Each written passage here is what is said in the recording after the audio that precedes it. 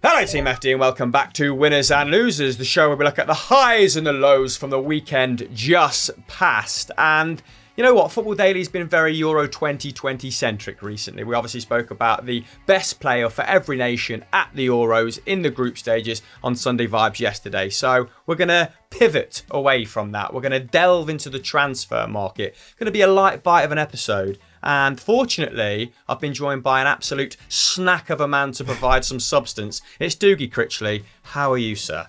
I'm good, thank you. I had a lovely weekend. Saw some friends, went to a barbecue, tucked into the football yesterday. Thoroughly enjoyed Portugal versus Belgium and the Czech Republic's knocking out of the Netherlands as well. So I'm all good. How are you?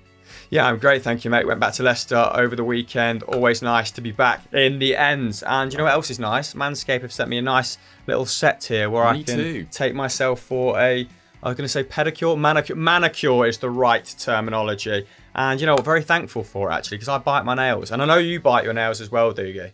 I constantly bite them. It's my worst habit, I think. And there are a few. But yeah, biting my nails, I've done it since I was about 3 or 4 and just can't stop. When we're concentrating on an edit or a script, both gnawing at our fingers, and hopefully it will stop with this lovely little set, which you can also purchase with our 20% off discount code if you use the code on screen right now, or visit the link in the description below. Shout out to Manscaped for sending us some more very useful product, very practical guys, and that's what I like about them. Anyway, let's move on to today's subject. The talking point at the start of the show is Kingsley Coman to Liverpool, Dukes. And then we'll delve into some more weird and ridiculous transfer rumours, which I want your take on. But for now, let's talk about one that's a little bit more concrete, because according to La Gazzetta dello Sport, Liverpool have actually had a bid of £30 million rejected for Kingsley Coman. The report states that Bayern actually want closer to £42 million. So firstly, do you think he's worth the money? Secondly, do you see him fitting into Liverpool's squad? Does this pursuit make sense to the head honcho at Euro Football Daily? I'm a little bit surprised by this, to be totally honest. Not because I don't think he's a great player, but it feels like Liverpool have been, talking about going for Mbappe for a number of years. I think they've probably realised that they just can't afford his monster wages, even, next summer when he's available on a free. So Kingsley Coman's not the worst player to go for. And, he's been linked with the Premier League move for a number of years now. Man United are always linked to them, Chelsea as well, now Liverpool. And he's spent 6 very successful years with the German Giants, and he's under contract until 2022. So now could be the good time to get him, 1 year before that expires. And his injury record is what is always labelled at Kingsley Coman. He's been incredibly unlucky. I remember him getting injured in a Champions League game the year before last, I believe it was. But he featured in more Bundesliga games than in any other term last time out, which was 29, which was about 1,800 minutes as well, producing 5 goals and a crazy 12 assists. And in a campaign in which Leroy Sané struggled for consistency, Serge Gnabry had his injury issues as well, Kingsley Coman was probably Bayern's best winger last term. And he was played a crucial role in yet another title win. And he contributed 0.55 expected goals and assists per 90, which was the best record of his career. He's incredibly quick, can feature on both sides of the attack as well.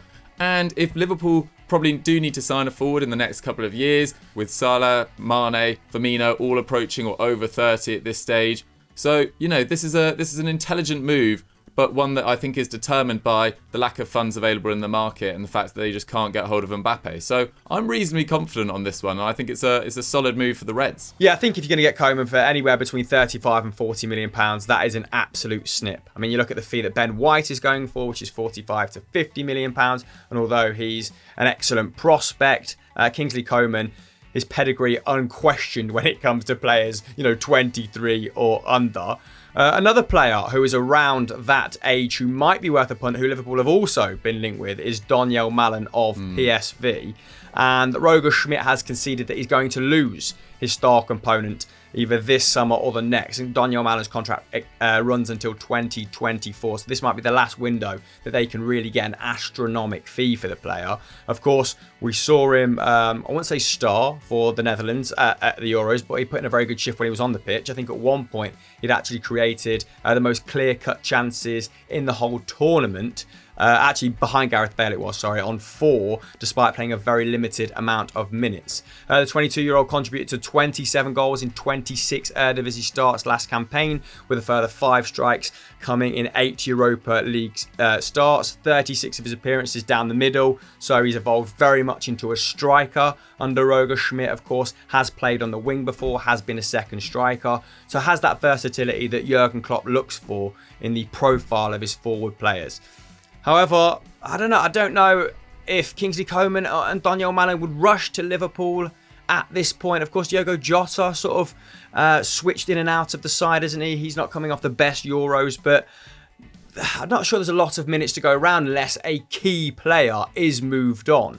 And those rumours have sort of gone a bit quiet, haven't they? The rumours linking the likes of Firmino out of the club, or Salah to Real Madrid. So I'm still sat here scratching my head a little bit, but 2 players definitely worth being interested in at the very least. One player that looks like he might be leaving Dukes, maybe to, not as a make weight, but maybe to generate some funds for the pursuit of these sort of players, is Xherdan Shaqiri. He's been linked with Lazio for a paltry £13 million. Do you think that's a decent fee for the little Swiss man? I think it's a pretty good fee. I think he needs to go for his own sake of his own career. Lazio have been pushing for Champions League football and were in the Champions League last year.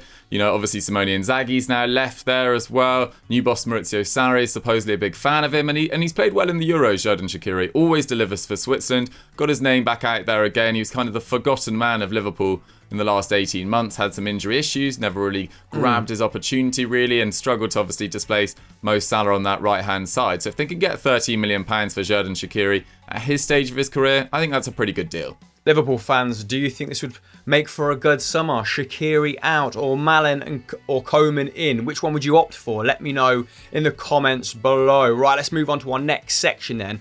And basically, Dukes, I want you to label who you think would be the winner or loser in this situation to tie this in with the theme of the show, basically. Right, my weird rumour rater is in the offing. Here we go. Let's start with Guendouzi to Barcelona, who is, Foot Mercato has linked him with a swap move that involves Felipe Coutinho. How do you feel about that one? I think Arsenal would 100% be the winner there. I think Coutinho is a very good player. I don't really rate Guendouzi. I thought he struggled on loan at Hertha Berlin last year to really establish himself, made some mistakes for some key goals that they conceded as well.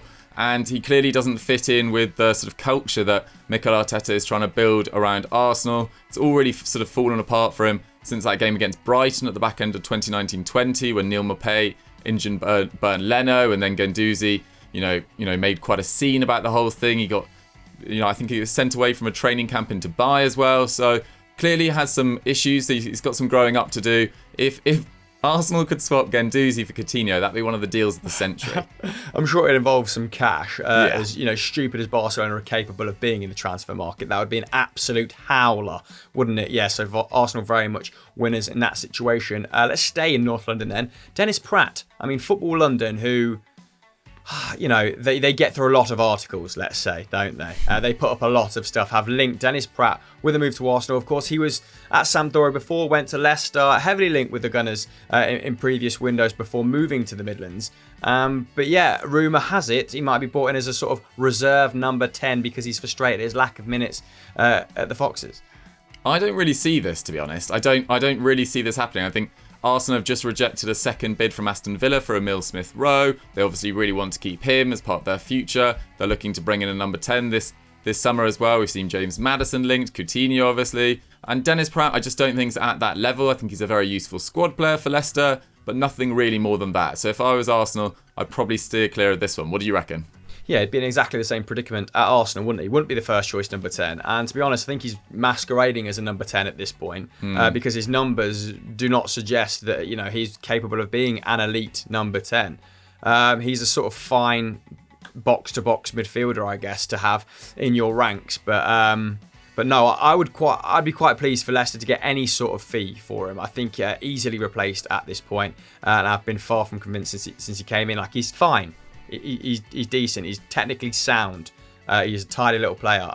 Nothing more than that for me at current. That sounds quite scathing, but if we're looking to push Leicester into the Champions League places, I feel like the club will outgrow him at that point. Anyway, let's move on to one of the more bizarre ones, which is from the Express, and it is Soyuncu to Manchester United.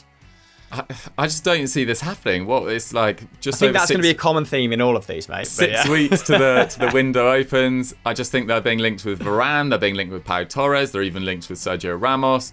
Like these, I feel are much more feasible. I just don't see Leicester selling Soyuncu to Man United at any price this summer, unless it was a purely astronomical bid of 60 million plus, which I just don't think he's worth, and I don't think Leicester would do either as well. I think Soyuncu is a very, very good player. Hasn't played particularly well in this Euros, kind of alongside Kabak or Demiral or anyone who featured in the Turkey backline. I think he's going to stay put at Leicester.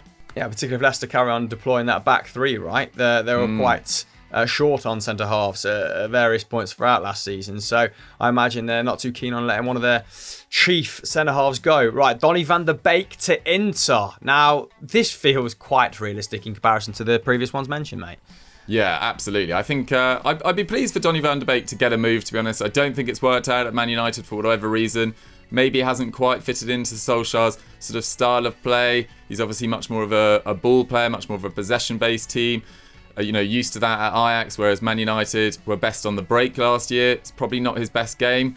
I feel quite sorry for him. He was linked with Real Madrid before joining Man United for about 18 months. That deal never quite happened, I think, due to financial reasons. Didn't really get a look in at Man United last season, and then ended the season injured and missed the Euros as well. So it's tough for Donny van der Beek, but I suppose it's all tied up in what happens with Christian Eriksen and his heart condition. I don't really want to speculate on whether he'll continue playing or not. That's not for me to say. If he doesn't carry on playing, then Inter, might look to bring in another midfielder, although they have just signed Calhanoglu as well. So I'm with you. This feels like much more feasible than the other ones, and I'd like to see him get a move if he's not going to feature at Man United as much as he should next year. Real Madrid eyeing Fofana if Varane joins Manchester United is a heading that I saw in The Sun. What do we think to that? Wow. I just didn't see that coming at all. I thought the player that they were supposedly going to go for if Varane left is Jules Koundé of Sevilla, who Spurs are supposedly have as their top target as well, according to Damasio, I think, on Sky last week. Fofana, I think he's a great player. I think he's, potentially going to get to Real Madrid levels in a couple of years. But I'd like to see him continue at Leicester. I think he's got a great thing going. He's got Brendan Rodgers' trust. And he played exceptionally well last year. But maybe a couple more years of development before stepping up to, an elite club of that level, I think. Agreed. Let's wrap proceedings up with a note on the Tottenham Hotspur manager debacle, because Ryan Mason apparently has been put on standby by a managerless Tottenham to take charge of pre-season training if they can't sort something out in the coming weeks. Of course, I think Graham Potter was, the 9th manager to reject their advances. I'm not sure what's happened since with Nuno, who's kind of been linked with Fenerbahce, right, in the last 24 hours. So, thoughts on that, Dougs, before we wrap this whirlwind show? Well, it's just been absolutely chaotic, hasn't it? I think it's over 70 days since they sacked Jose Mourinho, which, remember, was 6 days before the Carabao Cup final, in the middle of the European Super League debacle as well.